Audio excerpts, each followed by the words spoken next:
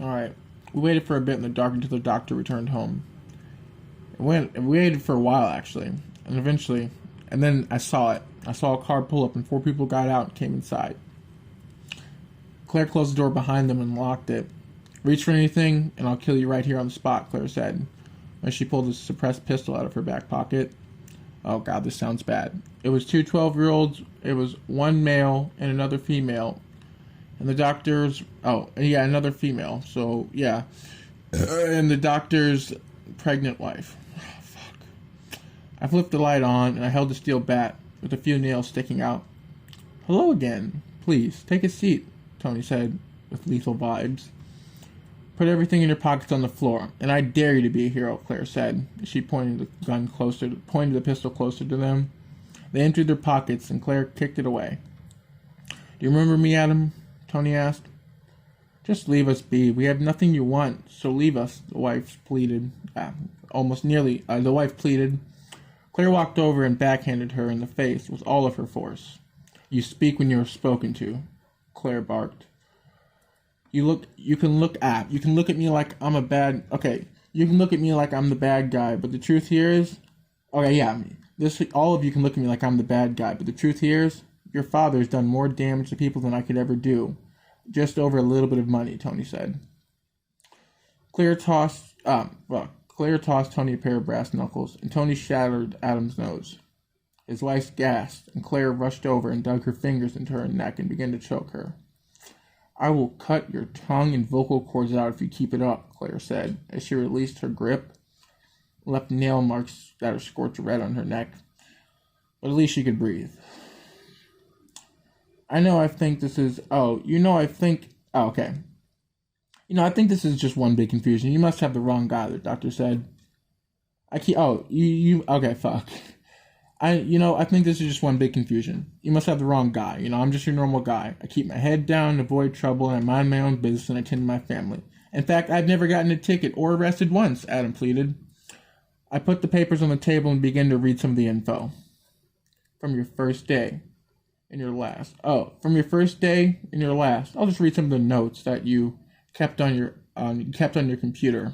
You thought you were so slick trying to delete them at the time, but I read that wrong. I'm sorry, I'm screwing around. Okay, I'm trying to read this out right, but I keep fucking it up. All right, we'll just read some of your notes. Okay, Tony said. Day 1, year redacted. First day of my new job went okay. I had a hard time walking through the child's wing of the hospital. When I saw the kids with cancer, I used the word cancer a lot, and I'm not intentionally using that to hurt people. It's just, at the time I was writing this, I just kind of thought that's one of the words that I kind of hate, and God, that sounds bad. Holy shit. Alright, well, this video will probably get fucked over, so, Alright, when I saw the kid with cancer, it took every muscle in my body not to laugh and make jokes. One of the jokes I recall was making fun of some show about some character who was bald and wore some suit. Some guy that has like the power to punch people hella far. I mean, like, if he hits you, you'll go like soaring or some shit like that. Like, it was pretty fun. Alright. Oh, there's another one. There's another joke I remember. It had something to do with some kid that was bald. He had a mom and dad and a baby and a cat. It was like some kid show, I think. But some kid show. I think about it every day. Every day he learns something new. Day 9. The funniest thing happened today. A few weeks ago, a couple came in to have a baby, but when it was born, it was unhealthy and was on life support. One of my favorite things to watch in the hospital is people get bad news. I've memorized my way around this landfill, and I know that now I have the paths to take to lead me to the gorgeous land of misery and tears and sadness and all the best pains. So they came in to check. On their baby, and when I went in, I got their baby confused with a dead one. Silly me, I thought. It was sleeping next to the strangely similar one. So I brought the wrong one out, and they were in such grief about the life chances of their baby that they just accepted it, knowing it. I guess they were in such a life grief stance, like they were in such grief that they accepted the baby even knowing it probably wasn't theirs. Or they're just stupid. I don't know. Sometimes I wish we could just do that and skip the fucking paperwork and the people crying. Just like give them a new baby and tell them we'll handle the rest, and then we'll send the parents on their way. Of course, when the other parents come looking for it, we'll just make up a lie, but The nurse and but the nurse but the nurse went in and started her shift or watching the babies and noticed a mistake, so she told me. I can't tell you how hard it was not to laugh and tell them that's not the right baby. Your shit died. I had to pretend I felt their pain because I needed to say I had to pretend I felt their pain, and then I said I need to get up to the ICU unit to start my shift. I rarely go up there, but it bears dealing with this shit. Like, move on. July 16th, year redacted, 15. Today I figured out how to make more money. There's a small part of the hospital where they keep certain types of medicine that no one told me about.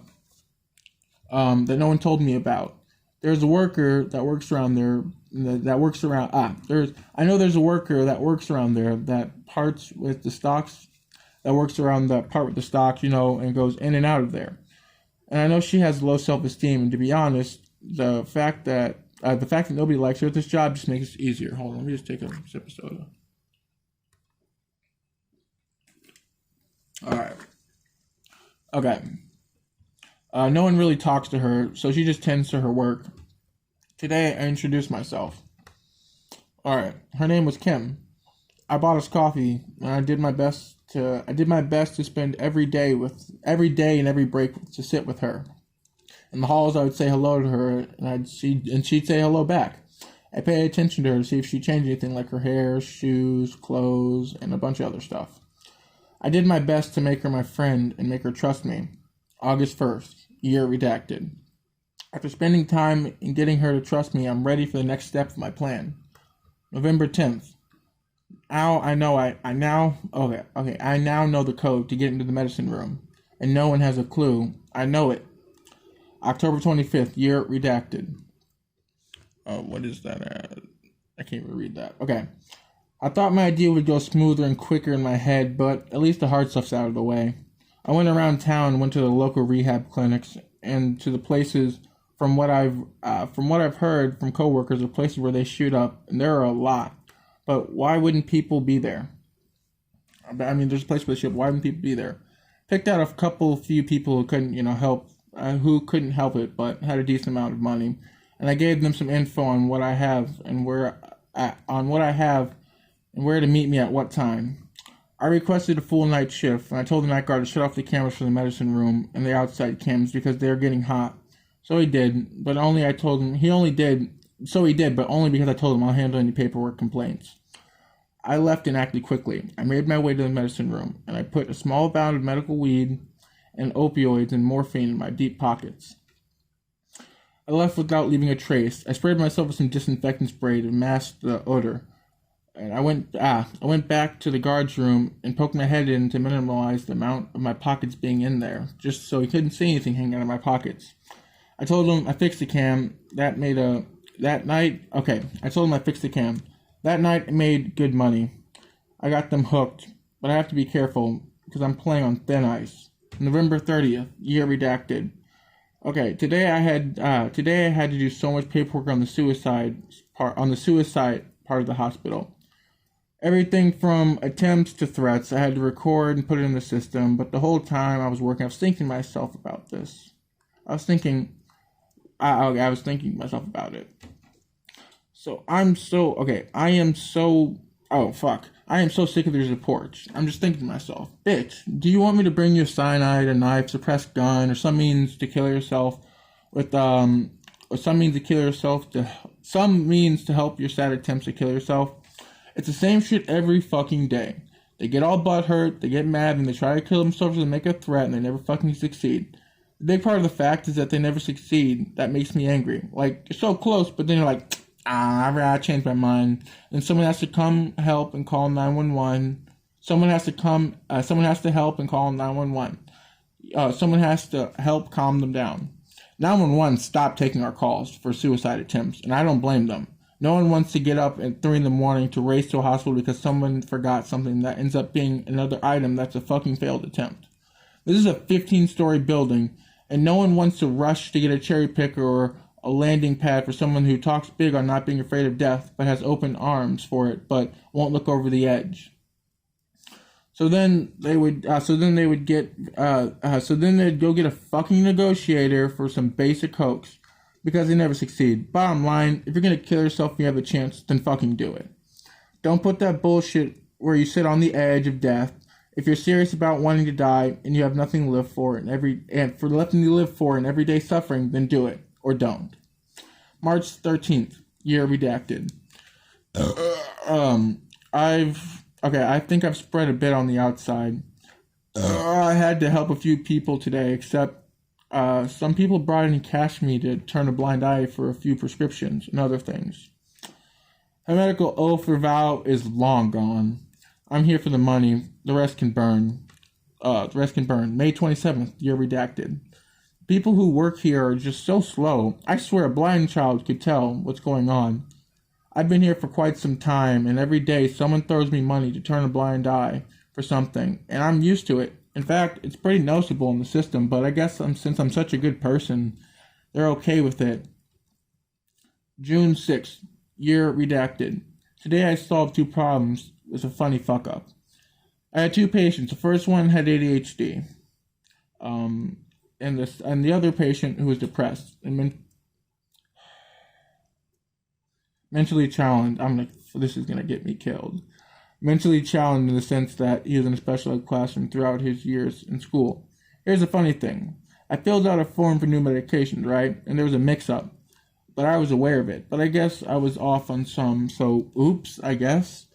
The patient with ADHD took the medicine and was fine for a while. Along the course of a few weeks, he started to have minor side effects, and one morning, he didn't wake up. And it turns out the med scrambled his brain. So I guess you could say I fixed the issue, because these days all he just does is sit on the same spot with machines. The other patient is slow moving, like he walks slower, speaks slower, and moves and breathes slowly. And he shakes, but I did my job, right? Of course I did. And I don't know why people are saying I'm a horrible person. I spend every day helping these people. Okay, I spend every day helping these people. Okay, God, you made your fucking point, dude, we get it. I don't know why you're here or why we're in this at all. I've never seen you or done anything to you, Adam said. Do you honestly not fucking remember me? Tony said. No, dude, I don't fucking remember you, Adam said. Tony opened his wallet and pulled out a picture. This little girl, do you not remember her? Tony yelled. I pulled out a picture of me and my daughter and my spouse outside enjoying a nice, hot summer day. Come on now, I know you remember that, Tony said with a creepy chuckle. You're not getting out of this one, so it's time to be honest, because no one's coming to help you. Not your family, not 911. So spend your final time alive and make the best of your time, Claire said. Alright. You're a bad man. You're a bad man. You're a bad man leaving me without a husband. I hope you burn and suffer, the wife said. I'm the bad one here, Tony said. Claire backhanded the lady and showed her the files. Adam's a monster, Claire said. Why are you here? I've done nothing to you, and I know that list of good deeds you're reading has what the fuck? I know that list of things you're reading has nothing to do with. Oh fuck. Okay. Why are you here? I've done nothing to you. I know that list of good deeds you read has nothing to do with either you or Adam.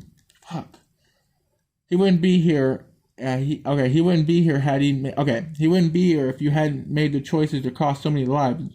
But I stepped over the edge when you. Okay, but it stepped over the edge when you accepted money for lies. Oh wait. Okay. All right. When you accepted money, okay. I've taken money from so many adults. I've taken money from so many adults. To be more specific, Adam said, with his hands crossed. Claire took a baseball bat and beat his kneecaps out of shape. The children began to cry, and I stopped. And Claire stopped. I looked at Claire, and she dragged the first one into the bathroom. I smashed the wife's kneecaps. Claire came back out and stuck my spot of watching so I could go handle an issue. I went to my bag and I grabbed some gloves. I went into the bathroom and locked the door behind me. In front of me is a kid. That meant the world to 2 people, and he's tied there and he sat there, with tears rolling down his face. Hey there, kiddo. What's wrong? I asked, lowering myself to his level. He did his best to get away from me, but he failed. But that was a gas. Okay, yeah, his best to get away from me, but the gas of the fire started when he started whimpering. Oh wait, what? But that was the gas, and when he started whimpering, that was the match. Oh. On the counter sat a roll of dirty thread and a rusty sewing needle. I reached for it and admired it. I began to walk towards him and he began to scream. Please stop screaming. We're only going to make this worse for you, okay? Tony said, in a kind voice.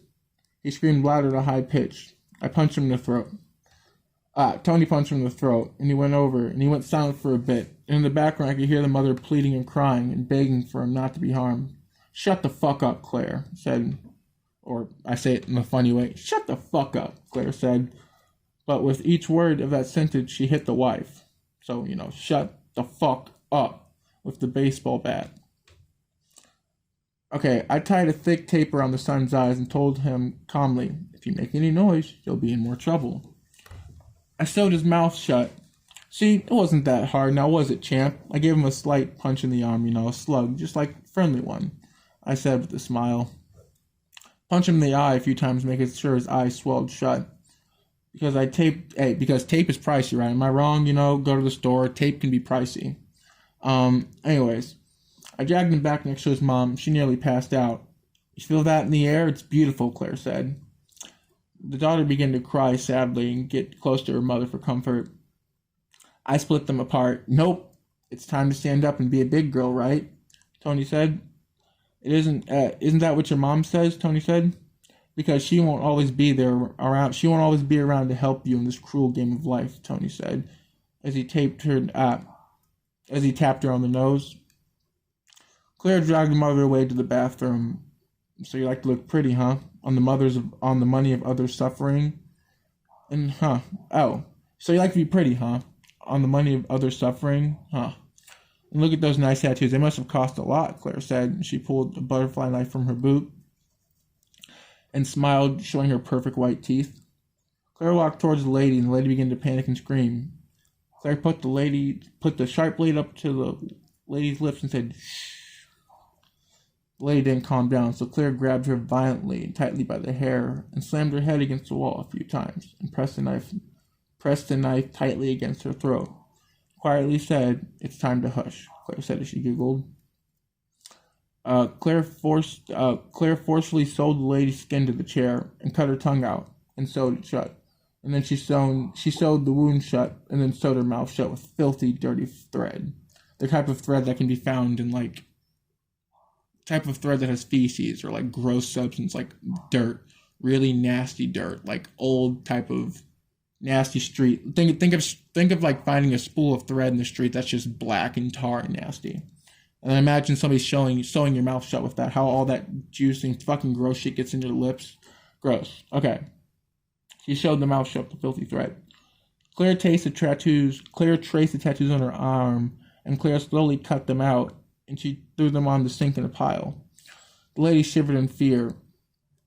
Claire reached towards her neck and ripped off her pretty necklace. I can't lie to you. It is pretty, but I'll let you keep it, Claire said.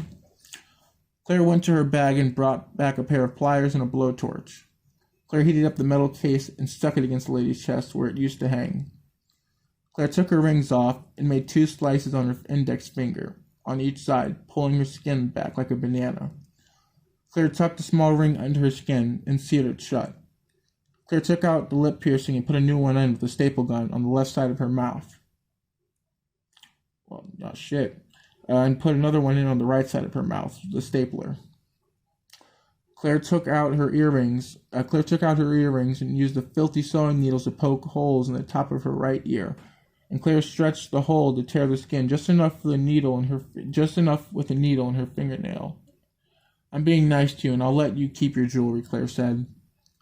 Claire yanked her nose ring out. I fucking hate nose rings, Claire said. Claire tasted the blood and said, perfect, and she smiled. Claire put Claire punched her in the nose. Claire put the blood in her lips, and Claire punched her in the nose. I need more blood, or your makeover will look ugly. And you don't want that, do you? Claire asked. Claire hit her a few more times and squeezed her nose in the blood, and used blood for lipstick. for her cheeks, and used blood for lipstick, and for her cheeks, Claire slit the lady's eyes. Oh, fuck. Claire used blood for lipstick and for her cheeks. Oh, I'm pissing off people out there. Claire slit the lady's eyes. Claire went to the front door and picked up a pair of blue high heels and came back with them. There are 2 pairs of blue high heels. Blink once or blink twice for red. The lady tried her best to blink twice. For eye makeup, I was nice and I'll let you pick. So, I'll let you pick, Claire said. Alright, yeah, for eye pick, I'll let you click, Claire said. Oh, fuck, things popping up on my screen. Fuck off. No, fuck off. God, this is why I fucking hate that. Okay. Alright. Okay, anyways.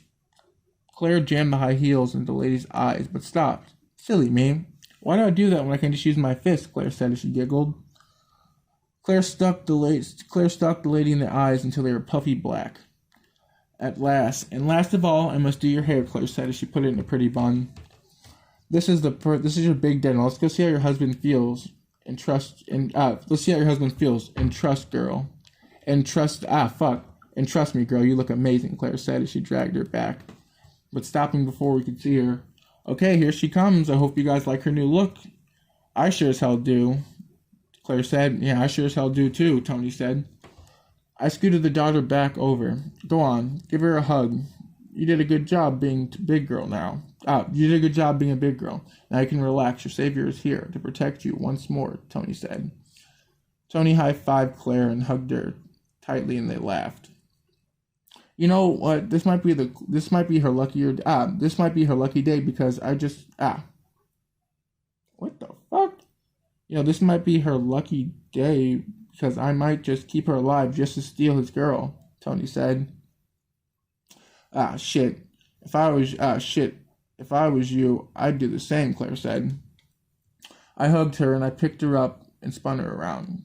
God, I fucking love this girl, Tony said. Oh shit, Tony said. I think we fucked up. She's pregnant, Claire said.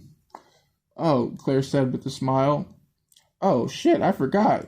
Oh shit, yeah, you're right. I forgot. Oh, by the way, you kids like stickers, right? Yeah, you cuties like little stickers, right? Claire said in a kind voice. The daughter looked up and nodded her head and wiped her nose with her arm. The son nodded too. Okay, you guys sit tight. I'll be right back, okay? Claire said. Claire went to the bathroom and came back with the cut skin. Now be careful now, these are rare stickers, she said as she knelt down and handed them each a piece of skin. Aren't they cool stickers, Claire asked. I think they're pretty fucking cool, Tony said. I swear, kids these days are not grateful, at least for these 2 little shits, Tony said. Come paint your hands in red, my sister, Tony said. Claire yanked back the stickers, and Tony took the biggest piece and coated his hands in blood. We put our handprints on the walls. Claire cut the father's arm and uses his blood to paint on the walls. There are no words to explain what we've done. Maybe that's too far with words, but it's only just maybe it's too far with words, but it's not only just talking about the fun. It's not only talking about this fun, but our past. Do you kids want to go home? Claire said. They both nodded their heads. Fuck, why did I just say that? They already are. You decided to take my kid for some money. Now I doubt that, Tony said. Okay. You decided to take my kid for some money. Now I double that, Tony said, showing a creepy smile with his sharp teeth towards the mother and father. I had a daughter, so be nice, Claire said. Oh, I had a daughter. Be nice, Claire, Tony said. Okay. Claire pulled a pistol out of her pocket and shot the daughter in the face a few times. It was beautiful seeing the bullet leave her skull and make pretty artwork on the wall behind her. I started to chuckle every time she got hit by the bullet. Her body kind of jumped. Claire shot her a few times, and Tony did too, because it's funny. I cut her stomach open, and Claire helped me hang her by her intestines. Oh, God. I dragged the boy over and strangled him with her intestines. I hung the boy by his neck. I hung the boy by the cords in his neck. Like, put a fishing cord in your neck and hang them by, your cords. The prettiest pool of blood formed beneath them. Okay, excuse my dog. Okay, now that's out of the way, it's time to chat, Tony said. I pulled them up. I pulled. Okay, alright. Okay, now, that's out of the way, it's time to chat, Tony said. I pulled up a chair to them both, and I faced them, and I faced them for a while. I faced them for a while with a smile. Will you leave now? You've got what you wanted, so please leave, the father said. You know how this will end, so just accept it, please, Claire said. Come on, now, if it makes you feel any better, they're in this because of you, Tony said, trying not to laugh. How did my wife give birth again? I forgot, Tony said. We cut it out, Adam mumbled. Speak up, I can't hear you, Tony said. I cut it out, Adam said. Me and Claire gave him a round of applause. He remembers, finally, he said. About damn time, but it's too late. Maybe if you had been honest, you and your skank could walk out of this alive. But no, it's too late. I knew in the back of my mind they weren't ever going to walk out. Once they came into the house, this is where their grave lies. So let me ask you, was the money worth it? Claire said as she giggled. Claire asked as she giggled. I guess not. It was never worth it. I kicked him in the face. I guess not. It was never worth it, Adam said. I kicked him in the face. And he fell backwards onto the floor. Hold on, let me take a drink.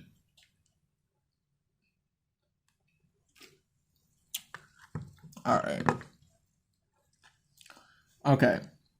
Me and Claire began to kick him. You both are monsters, Claire said. I noticed the mother closed her eyes. I know the mother closed her eyes in pain, and it set fire. Oh, what the fuck? I noticed the mother closed her eyes in pain, and it set a fire. Claire, it's time to deliver the baby, Tony said. I need a scalpel ASAP, Tony said. But the doctor hasn't slipped us enough money for the morphine, Claire said. Claire handed me a knife, and I cut the fetus out of the lady, and I held it to the light. The trash has been born, Tony said. It slipped out of my hand and fell onto my shoe, and it was like a soccer ball. I passed it to Claire, and Claire kicked it back to me, and we kicked it back and forth. And Claire showed me some tricks, and I was actually amazed because, to be honest, she did play soccer. All right. Okay. She played soccer a lot. I let the father hold the fetus. I snatched it from him, and Claire grabbed the trash can. 5 seconds on the clock. Can he make it? Claire said. I shot and missed, but it was funny seeing the fetus slide down the wall. Leave a gross streak. Claire yanked the stitches out of the mother's mouth. The mother's mouth looked like teeth. The mother's mouth looked like, her lips looked like teeth for papers, looked like the teeth for like a paper shredder. Claire stuffed the fetus down the mother's mouth and made her choke. I took the fetus cord and I used it like a mace to beat the father down, but not to death because the party isn't over yet. How are you feeling? Claire asked. I was just staring. How are you feeling? Claire asked. Tony just stared. Adam just stared at us. The feeling of loss is like a bullet, isn't it? Tony said. I'm sorry that I've wronged you, and I can't change what I've done, and I can never fix my damage, but I'm sorrier than words can explain, so just kill me and get it over with, Adam said, tears running down his face and off his nose, and as his head hung low. Thank you, that's all I needed to hear. Now get the hell out of here before I change my mind, Tony said. Claire helped him up to the door, and as he faced the door, I shot him in the back of the head. Get the fuck out of here, you'll never be able to pay. Get the fuck out of here. You'll never be able to come close to fixing your damage, Tony said. I high-fived Claire, and hugged her so tight. Claire went in and got gasoline and poured it everywhere. And we laced the house in when we first looted the house. Hey, Claire, you ever see a fetus start a raging house fire? Tony said. Please, you must show me, Claire said. Claire grabbed the trash can and filled it, Claire grabbed the trash can and went through the house. And she grabbed the trash can and went through the house and picked up all the books and pictures of their family and the kids' stuff and put it in there. Alright, and she filled the trash can with gasoline. I grabbed the fetus from outside, I was outside in the street. I set a bit of the fetus on fire and I threw it through the window like a basketball. I made it through the window and into the trash can full of gas and the foul trash that's in there. The trash can began to burn and the plastic started to melt, seeping flaming gas on the floor and all over the floor, and the rest of the gas in the house started to catch. Me and Claire got in the car and drove home. When we got home, we came in laughing. We were laughing so much we had to sit down. When I finished laughing, well, I couldn't stop laughing, but when I finished up, Claire went upstairs to take a shower and clean up. I waited and then I took my shower and cleaned up. Thank you, Claire. I feel amazing, Tony said. Nobody's getting away with death but us, Claire said. Do you think we're a bit harsh, Tony said. Hell no, those pricks had it coming, Claire replied. I agree. I was just wondering what you were thinking, Tony said. You're not going soft on me now, are you, Claire? No, hell no. I should be asking you that, Claire said. All right. You don't need to worry about me, hon, Claire said. That fetus thing was pretty funny, Claire said. So now what? Claire asked. We spent the night, we spent the night. Before Tony went to sleep, it began to rain, and that soothes me to sleep. It soothes me to sleep. I was sleeping deeply when Claire woke me up, and she was wearing the basics. I asked her, I have an odd favor to ask you, Tony, Claire said. Tony yawned and said, what is it? I can't really sleep when it rains, so can I sleep on the couch in here with you? She asked. Okay, yeah, I slept on the bed and she slept on the couch across the room. I went back to sleep and something moving woke me up. It was getting out of the bed. I felt it. It was like a person getting out of the bed and going to the bathroom. Of course, I realized who it was. She came back to the bed. I scooted all the way to the far side of the bed to the cold wall. I tried to play asleep, but she knew. She slept on her side for a bit, and she scooted back towards me and closer, and I pushed her back onto her side. When I retracted my arm, she grabbed it. When I retracted my arm, she grabbed it and put it around her waist. She got close to me. Oh, God, and pressed up against me. She rolled over and looked at me with her perfect green eyes and smiled. I pulled her close to me. Is that what that says? I pulled her close to me. She pressed up against me. Your skin is so smooth and your hair smells nice, Tony said. Don't be weird, but thank you. I try, she said. I tried, she said. I used the surface of my index finger to trace a light circle on her thin stomach. What the fuck was I thinking when I read all this? What the hell is wrong with me? Oh my God, this is why I take medications. I'm just a horrible person, but that's okay. She stopped me and rested my hand on her waist. And she took my fingers. She locked her fingers in between mine. I lightly sunk my teeth into her neck. God, that's so bad. I hate this. She put her hand on my face and lightly pushed me away. Boy, don't play, she said. Your belly's really warm, she said. Yeah, I generate a lot of body heat, Tony replied. Is that why you joined me in bed? Tony asked. Nope, she replied. Then why'd you join me? Then why join? Was the couch not good enough for you? Tony said. I'm not allowed to lay in. What? Am I not allowed to lay in bed with someone I like? Claire asked. You're a fucked up young lady, right? Tony said, as he looked down on her. She looked up and kissed Tony. She looked up and kissed Tony. I know, and I love it that way. And don't you forget it, you son of a bitch, she said. And you're a fucked up young man, Claire said.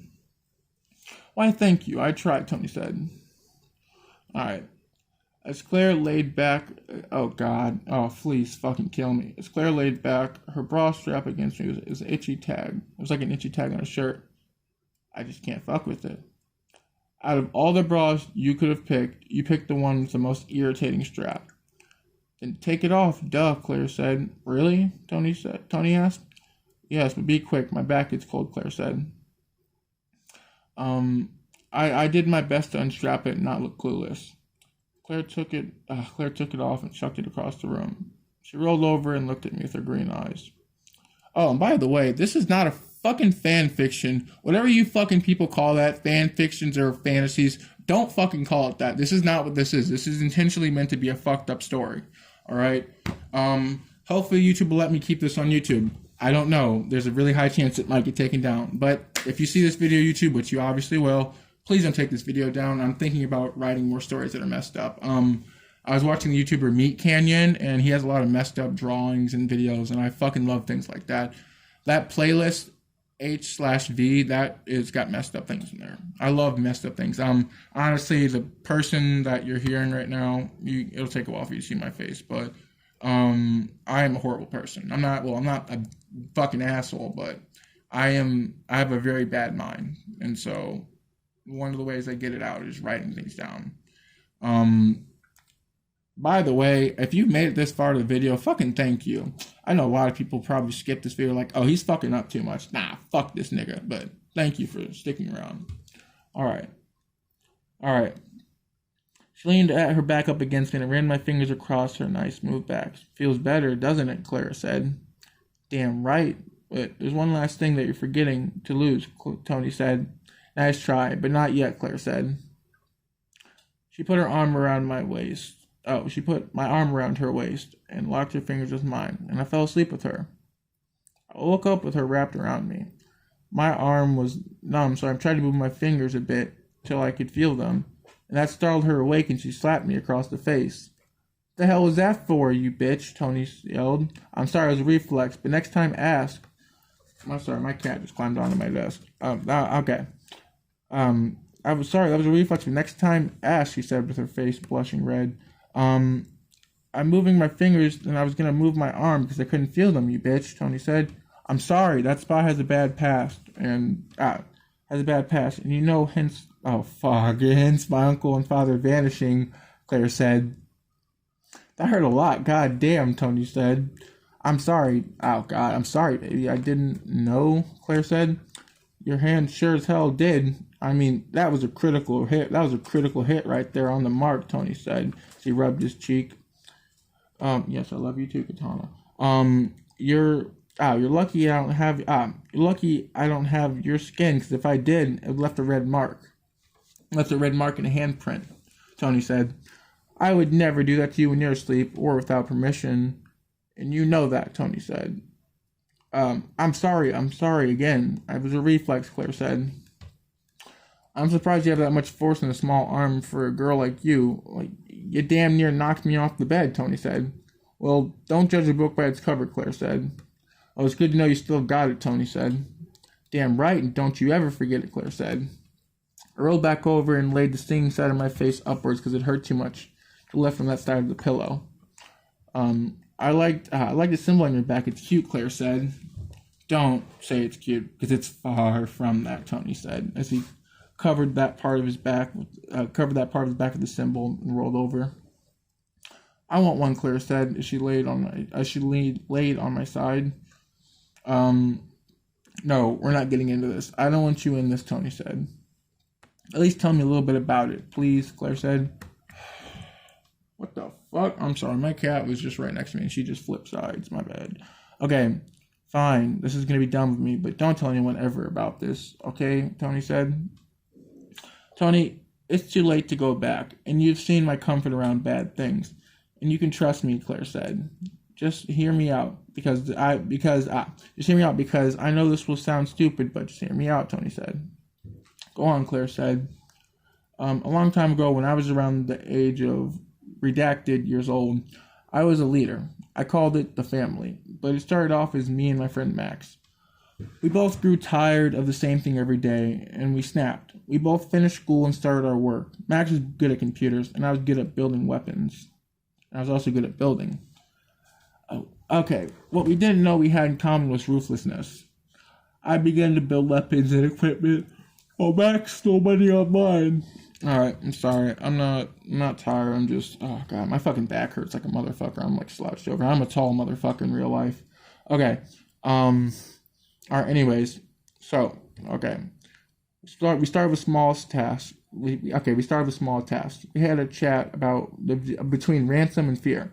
I say fear is better because ransom leaves space for failures, and fear cuts right through the tissue. Max didn't really have a feel on that. We started by picking on the small unknown ones. Every now and then a person would disappear. Remember Miss Cherry? Yeah, Claire said. Everyone assumed she died of old age, but that's not what happened, Tony said. I remember our spark. The news found out about one of our masterpieces, or as we say, artwork, and talked in an insulting way about it. He called the artwork sick, and I looked at Max and said, "We need to show ourselves." That night, we tracked down the news reporter and paid him a sweet visit. What me and Max didn't know was that he had kids. During the night, we stopped by and snuck in. We followed the light. Hold on. Don't fucking chew on my cables. Okay, during the night we stopped by and snuck in. We followed the light, and it brought us to the kitchen where it brought us to the kitchen where they were all enjoying family, having time. Stop touching that. They're having family time and laughing and talking. I stepped in with Max and stood in front of the only. I stepped in with Max. Max stood in front of the only exit with a shotgun. Run, you get shot, and you run and you get shot. So stay seated, and you aren't. Stay seated. Okay, run and you get shot. Stay seated, and if you aren't the news reporter, then mind yourself and keep eating and stay quiet. Tony said to the family. Fuck, my back hurts. Like getting hit in the side with like a axe or some shit. All right, go ahead and put all your devices on the table and cooperate, and you'll stay alive the longest. Tony said. Okay. All right. The oldest brother thought he was slick by slowly pulling out a pocket knife, and he asked if he can get up and put his dish in the sink and return to his seat unharmed. The sink is nearby, but Max allowed him to put his dish in the sink. Okay, as he was getting closer to the sink, he tried to stab Tony, but Tony was ready and dodged and backed up fast. Okay, fuck. Tony tripped the son. And before he could hit the floor, he was he was blasted against the floor by the shotgun to the back. Ha! Does anyone else? Ha! Does anyone else here want to be a hero? Because he was being dumb and he tried and failed. And that pocket knife wouldn't have done anything. The blade's too short. Like he would have been any better. Like he would have been better with scissors. Okay, fuck. Like he would have been better with scissors functions. With the scissor function, my bad. Max said. I had Tony watch guard for a moment. Okay, yeah, I had Tony watch guard for a moment. And I went and grabbed my firearm. But like for us, all our weapons were suppressed. If you don't fucking stop, little girl. Okay, all our weapons were suppressed. Okay. I noticed that Mom had a necklace around her neck, and I hate to say it, but whatever was on the end of it was leading into her cleavage. Holy shit, that is disturbing. Wait, but pause the story. I just wanted to point out that kind of shit is fucking gross. Okay, Claire said. Hold on, let me take a drink.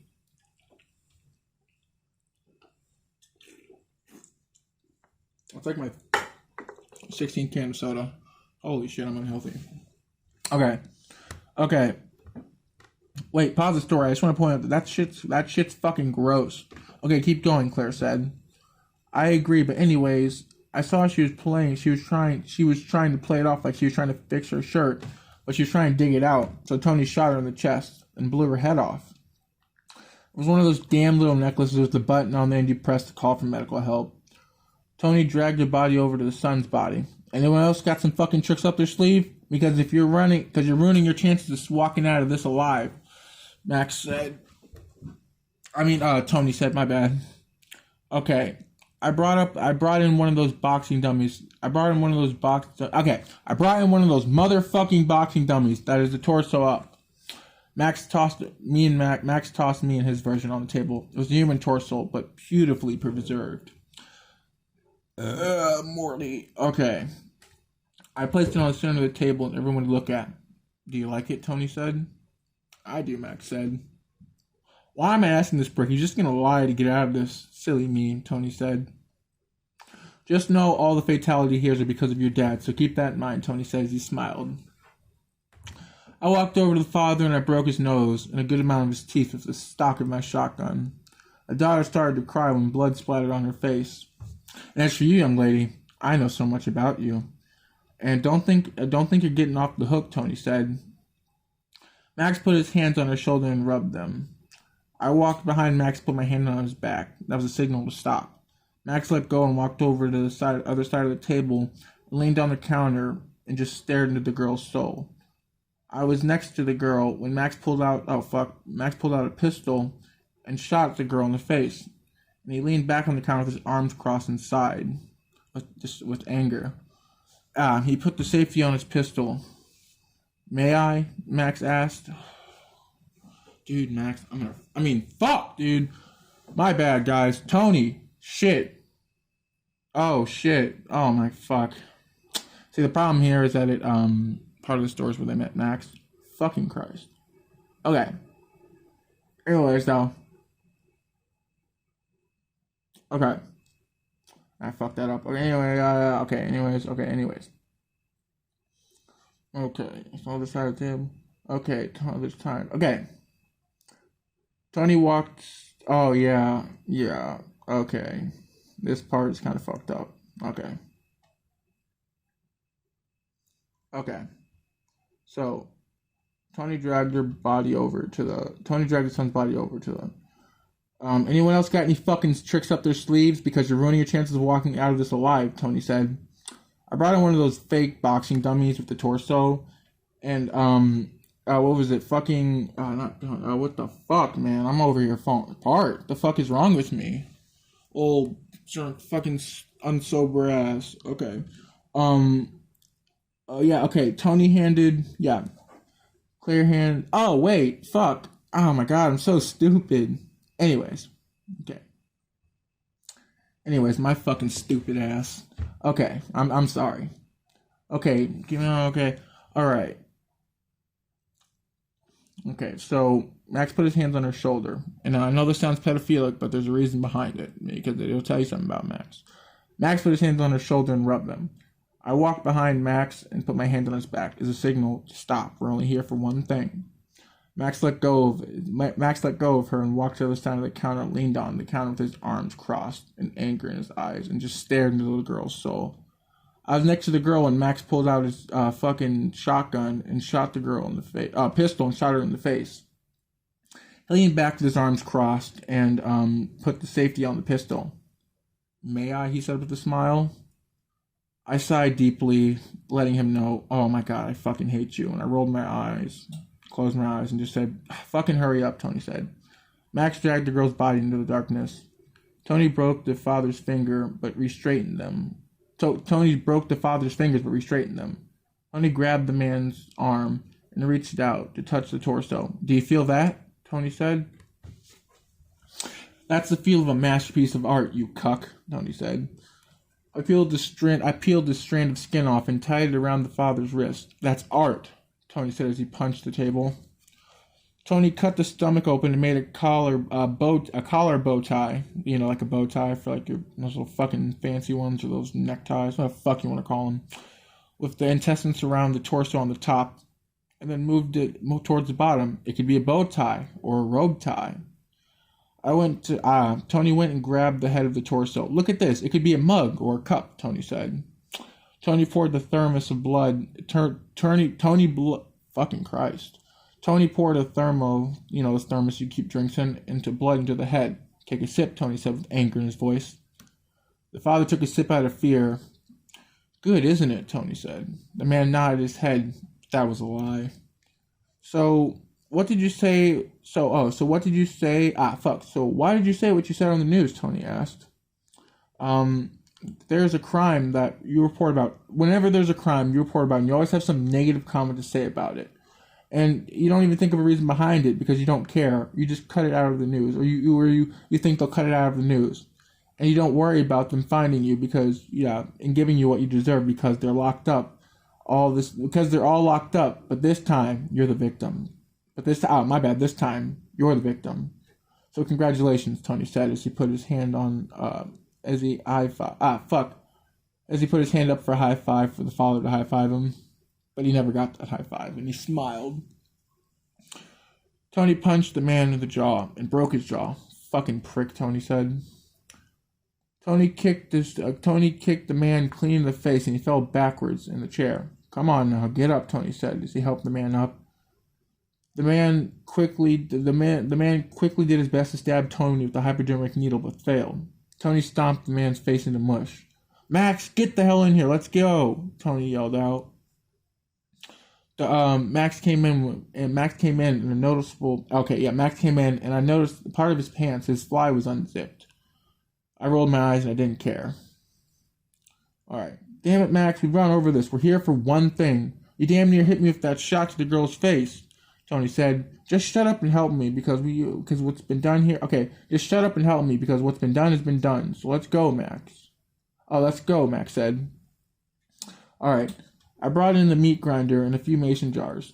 I helped Max. Okay, yeah, Max helped me grind up all the bodies and put them in jars, except the father's. I'll be right back, Tony said. I took his body to his room, and I took his body to his room, and I went around the house looking for needles. I know his wife's a heroin addict. I can see it in her fucking eyes. I found a lot of heroin needles in his wife's nightstand.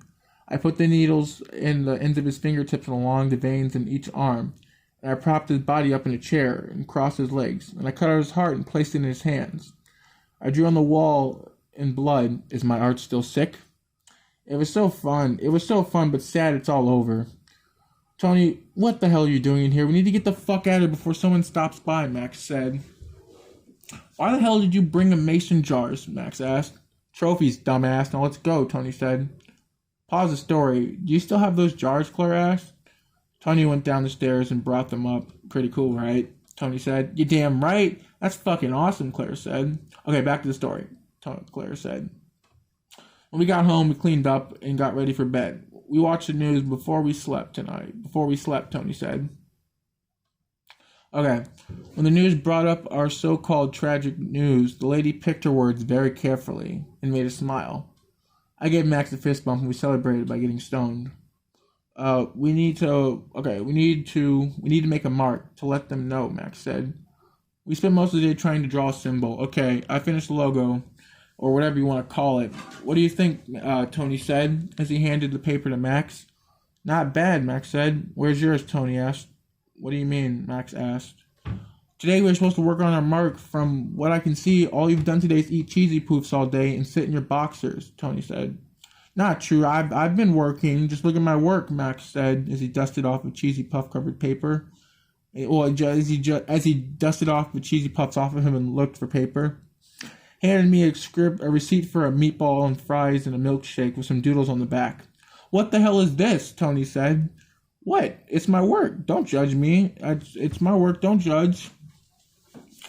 Tony said. It's what? It's my work. Don't judge. What? It's my work. Don't judge my work.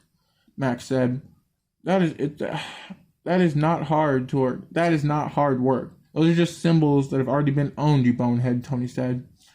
Okay. Now, could you hand me can you hand me the remote for the girls' channel? It's supposed to come on any second. I don't want to miss it, Max said. I tossed the remote to Max. When are we going to a tattoo place, Tony said. No, that's too risky. Those places have cameras and the workers remember who gets what and who comes in when. And I'm not getting caught because of some bullshit like that. I got a better idea, Max replied. Go downstairs to the basement and grab a silver and white box and bring it to me. Tony went downstairs and searched around for it and found it. It was covered in dust, but it was old. It was buried under books. And he brought it back to Max, and Max put it together. Something together. Hell, if I have a clue what it is. I'm going to end up missing a good part of my show for you, so don't be a baby about this, Max said as he led me to the stove. Take your shirt off and turn around, Max said. I complied, and I felt my skin being scorched, but I didn't move because I didn't want to ruin the mark. You want one on the front? Max said. No, I'll just he said, I'll take one on my wrist. Max, I marked my wrist. Now, get the hell out of here, Max said as he got back to bed. Get the hell out of here, Max said as he put out the rod and got back to bed. And before you go, you ever rat me out or stab me in the back, you better hope I get a life or death sentence because every day I'm in there, I'm going to think about you. And when I get out, I'm coming to kill you, Max said. The hell you mean rat out? I should be worried about you ratting me out, Tony said. You already know my rules, Max said. You already know my rules. You already know my rules. And I've seen the court's little tricks, and even if I did rat you out, I'm going down with you no matter what. So what's the point of ratting me out? I'm fucked too, Tony said. Max pointed, yeah. Max, there's no going back, so you best get ready or get the hell out of here and go off the grid. Okay, yeah, you best get ready, or you can get the hell out of here and go off the grid, Tony said. off the grid, Max said, with a smile, trying not to laugh. Cops are dumb and you know it, so fuck going off the grid, Max said. You know what? You know what the rule is in this house. You know what happens if you break that rule, Tony said. Remember what we did to that one chick in 8th grade? Max asked. By the way, please don't think that I am a very violent person or very aggressive or a pedophile. I am not. I just write creepy stories and fucked up stories. Trust me, I'm a good. You. Once you meet me, I'm a good guy. Trust me, I'm a good guy. All right. Okay. No matter how much I hate, no matter how much I hate her, what we did to her was wrong, and no one should have that happen to them, especially a young lady. Tony said. Don't feel bad. All you did was hold her down, and I did the work. It was my plan to relax, Max said. I regret helping you that day, but what's been done has been done, Tony said. What are you going to do? What are you going to go... What are you going to go do? Put a few roses on her grave, Max said. Max, you violated her, and she blamed it on herself, and she killed herself later that day, Tony said. Yes, and that was the best part, Max said as he laughed. What, killing herself? Tony asked. Duh, from what I heard, almost everyone at the funeral cried, and that puts a topping on whatever cake. And whatever cake I made and deserved, Tony said. Her killing herself was pretty funny, but on the other half, her killing herself was pretty funny, but on the other half, something I won't forget, Tony said. Alright, how about this? You get the hell out of here, go to the store, buy a card, and get some flowers, and I'll apologize, and I'll go with you to her grave, and I'll say my words, Max said. Tony chuckled. But Tony did his best to keep a straight face. None of that shit, okay? Tony said. Yes, okay, fine, whatever. Just go, Max said. I went upstairs and I went on the dark web to look for some people to help. I noticed what I did was all over the place online. I felt so good, but they didn't know it was me. But on the dark web, though, I think they had a clue who it was. Fuck. I have admirers, but they can't handle my work. Okay, I went down to Max's room and came in. Hey, what the hell is wrong with you? Did you see one of those? Oh, I came in without knocking. Hey, what the hell is wrong with you? You see, one of these damn days you're going to walk in here and you're going to see some business you ain't got no damn business seeing, Max yelled. You're sick, now put away that photo, whoever it was, Tony said. Okay, there were photos of my mom, you asked, Max said. Max, I'm not stupid, those are the photos of the girl down the street. Stop being a baby and go ask her out, Max said. I'd rather have her head on my shelf and her body in my freezer, so I can do as I please, and I can stare at her all day, Max said. Now we're gonna no, we're not dragging her into this, Tony said. Dude, what do you want? Max said. We need more people, Tony said.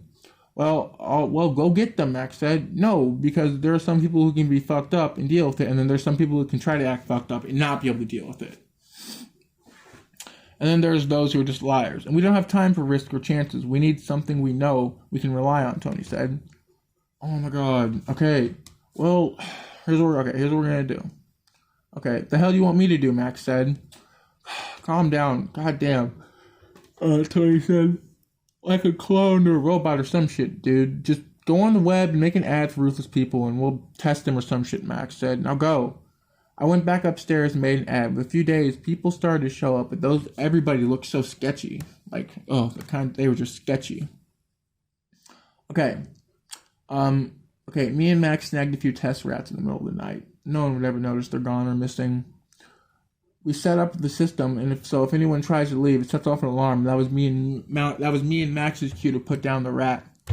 The first 3 people I had follow me, we brought them into a special room in my old house. And we sat in front of them 3 test subjects. Okay, now, each of you have to kill a subject. Alright? This is so dumb. Why did I write this? But if you can kill these 2 subjects without remorse, then you were one of us. If you can't, then you're free to walk out that door. You came in, Max said. He had a sandwich in his mouth. That's almost an hour long. Fuck. Okay. Max, go upstairs and let me do this. You're fucking it up, Tony said. Each of the students, what the fuck? Each of the subjects killed the other subjects with no issue. And I repeated this trial with every member we got. And they passed, luckily. In our town, we have a lot of police racial issues. So they believe they have the ability to call backup for us, and they have the government to get them out of trouble. They have to get them out of trouble is the reason to go back to the... Fuck! Okay, they believe that they have the ability to call for backup, and the fact that they have the government to get them out of trouble is a reason to go back to the dark days of history. So let's do something about it. A few of my members accompanied me to the police station. Okay, and we asked to speak to the chief of the police station, or commander, whatever the fuck you want to call it, okay, man? Fuck. I don't like police. Fuck, man, this video probably will, you won't see this, but hey, if you do see it, thank you for watching. Okay, anyways. Okay. So we sat down, we asked to speak to the chief or whoever was in charge. We sat down in the office and we spoke about the problem of the officer, and the officer didn't even try to act like he cared. He'll be first. He didn't try to act like he cares about racism and all that. He just was straight out racist. I flipped the desk and we beat him to death. I ordered a signal scramble. Officer came in and one of us shot him out of surprise, and that was the gift. We hid behind different objects in the room, but what they didn't know was that we were lethally armed. Okay. The officer slowly came in and my teammates opened fire. Two of my teammates had ARs and the other two had a shotgun and AR. They all had armor-piercing rounds. Okay? Put the guns down. We can resolve this peacefully. Just come out with no weapons. Put your hands up. A voice called out from into the hallway. I looked to my teammate on the left and ordered another signal scramble. Basically, a signal scramble, you guys know what that is. It just fucks with the signal so you can't call for backup and all that bullshit. If you had played fucking Watch Dogs, I'm sorry. Watch Dogs is a good-ass example, literally. Okay. Is it just y'all in the building with no backup I called out? Yeah, let's just talk this out, okay? The voice replied. I stepped out with two of my teammates, and we came out with no weapons, and we laid down on the floor with our hands on our heads. The officers rushed to subdue us, and the officers arrested us as we were lying down, and bullets started flying. Within a few seconds, it went silent, and we both got up. Another one of my teammates came out and got the handcuffs off of us. We all left, and no one was alive. We all left, leaving no one alive, whether it's a cop or not. But before I left, I obliterated the camera's room before we took off. I flipped a small gray switch on my dashboard that will blur out the license plate. I gave the directions to the hideout, even though I blurred out the license plate. Yeah, I know you can still find the fucking car. It's description. Well, no. Okay. I gave directions to the hideout, and we laid low for a bit. We celebrated that night when we kept watching the body camera footage of my teammates were wearing as we had the shootout. Okay, we watched the news and we made jokes and laughed, and we all agreed to meet up at the hideout to watch the police reports in the morning. Again, in the morning, we all met up to watch the police reports. The police said, the news reports. Thank you all for who showed up on this the speaker. It was a big memorial. Wow, what the fuck? It was a funeral, man. It's a fucking funeral. Thank you all to who showed up for this ceremony. On this early, cold morning, we all gather to lay these brave souls that gave their lives to keep the city safe. The police force in the city of Redacted are sworn to serve and protect. And we will find the criminals who have committed such a devastating act have fucking committed a devastating crime towards those who risk their lives every day to keep them safe, serve and protect. An officer helped the skinny lady up the stairs. She looked to be in her 40s. She took the microphone and spoke as best she could not to cry in front of everyone. I'm not going to try to... I don't do voices in my story, and I don't try to act like I'm going to play along. Like, I'm not going to try to sound like I'm crying, because, honestly, I don't do that shit. Alright? Anyways, I think I speak for all the families who have lost their parent today, or their spouse or husband or wife, and those who are affected and deeply hurt. Please, to the ones who have done this, please come forward and speak with the families whose lives you have ruined and taken. Another officer came over and hugged her and comforted her hugged her and comforted her as she walked off the stage as she cried. I believe someone's daughter came up to the mic to speak. I'm sorry for what I've done to those. I'm sorry for what I have done to those who committed the crime, but I want you to know deeply I miss my father. And so do the right thing. And so do the rest of the families. And so do the rest of the families who had had a life taken in this tragic event. I believe the son came up and comforted the daughter and helped her walk off stage. She tried to hide her tears. Fact of advice, ladies and gentlemen, if you ever go to a motherfucking funeral, I'm not a girl, I'm a dude, but just, yeah, the point of this being is, if you're gonna fucking cry, don't wear makeup, because that shit was streamed out of here. And I don't want to hear some fucking bullshit about, oh, well, they have special makeup. Nah, fuck all that bullshit. Nah, if you're gonna go to a funeral and you're gonna cry, then fuck, you better wear some type of makeup that doesn't streak. Man, I fucking hate seeing that. That shit makes me so mad sometimes. Okay. Alright, anyways. You're thinking, why does it make him mad? It doesn't fucking matter. Okay? Anyways. Okay. So another family came on stage, but the mom was old. Okay, she came up to the stage. Who did this? I want you to know from the bottom of my heart that I am hurt. I am hurt, but I want you to know I forgive you because you need help and you are very sick. The wife said. The short daughter reached up for the microphone with the tips of her toes. Hold on, honey, I'll shorten the mic for you. Oh God, you'll never hear me, I don't want to say this word, but I already miss my daddy very much. Please return him. I promise I won't be mad, the little girl said. The crowd was touched by it. A couple people started crying. A bunch of people started crying. The other families came on stage, but it was really just the husband. The wife was a kind lady, and what the fuck? My wife was a kind lady. She did what she needed to be a police officer because that was her dream job. And after high school, she enrolled, and was the best cop the academy had ever seen. They even said it themselves, and she made it. There were some troubles, and there was a tough young lady. Okay, there were some troubles, but she was a tough young lady. And that's good. Fucking Christ, I have some problems, man. I can overcome anything she put her mind to.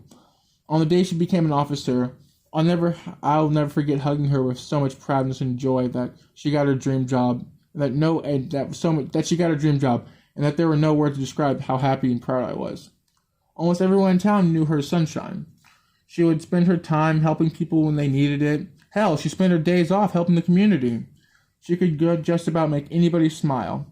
I am grateful the town has helped put money together for her statue and to help give these brave souls some rest.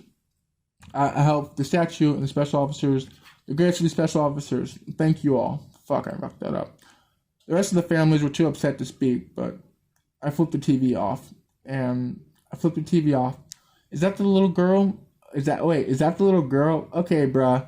Does this little bitch see her father's coffin right next to her? Tony asked, laughing. Right, get the fuck out of here. What? You wouldn't be mad. She over talking about something. You wouldn't be mad if I returned him. Bruh. Yeah, shit. All you gotta do is look to your left, and there you go. There's a casket. Just pop the lid on that bitch, and you can look who's inside. Tony said. No, that's not funny. No, that's not funny, guys. We should be laughing at the skinny bitch. Oh, God. We should be laughing at the skinny bitch who tried to hide her tears. Fuck out of here, Max said, laughing. Somebody throw that skinny bitch some burgers. Yeah, man. She needs some burgers. Fuck. What the fuck? She needs some burgers. And that crybaby, someone give her a napkin because I don't want to see that shit. All that snot coming out, all that fucking bullshit. I don't want to see that. All right? So, and see, that's why you don't wear eye makeup to a funeral with a bunch of people, Max said. There's my joke again. I hope we're recording that because that was like liquid diamonds. Please say we got that recorded, Tony said as he looked to his teammates. Yeah, we did. We all split for the day. We all had a good morning. It was a good morning watching the news. We felt good. Okay, you're boring me, so just sum it up, Claire. Basically, we took over... Oh, yeah, okay, fuck it, my bad. You're boring me, so just sum it up, Claire said. Basically, we took over the state, and we became bigger and bigger to the point where I was able to order... This is so fucking dumb, but I was able to order... I was able to order an orbital or nuclear strike wherever I felt like it. Come on, I'm not that dumb, Claire said. You ever seen a mushroom cloud that's 10 miles high? And the radius of the fireball is 9 miles, and the core of the radius is about 15 million degrees. My bad. The radius of it is about 9 miles, and the core of it is 15 million degrees and is 2 miles wide. No, Claire replied. Come on, the orbital cannon, Claire said. Where do you think that famous Where do you think the famous creator of hell came from? Tony said. Why aren't you still ruling? Claire asked. Because the way Max acted, so we split. Tony said. Where is Max anyways? Claire asked. Probably fucking dead from doing something stupid. Tony said. Well, you should talk to him again and check on him because you like to change. Because check on him because people change. Claire said. No, I want nothing to do with him. Tony said. Oh, come on, you never know. He could be different. Claire said. No, he's an animal, and I regret working with him. Tony said. Okay, do it for me, please. I want to meet him. Claire said. I swear, don't you? Claire's. Why? Tony asked. I swear, if you don't call him right now, I will call him. I swear, if you don't call him right now, Claire said, clamping her teeth in aggravation. All right, you know what? Fine, fuck it. You want to meet him so bad? Fine. All right, when you meet him, don't get fucking mad when you find out the truth about him, Tony yelled. Tony snatched her phone and typed in Max's number, and Claire called him. And Claire called him and gave the phone to Claire, and Claire called him to come over. I went upstairs thinking I could skip dinner by sleeping.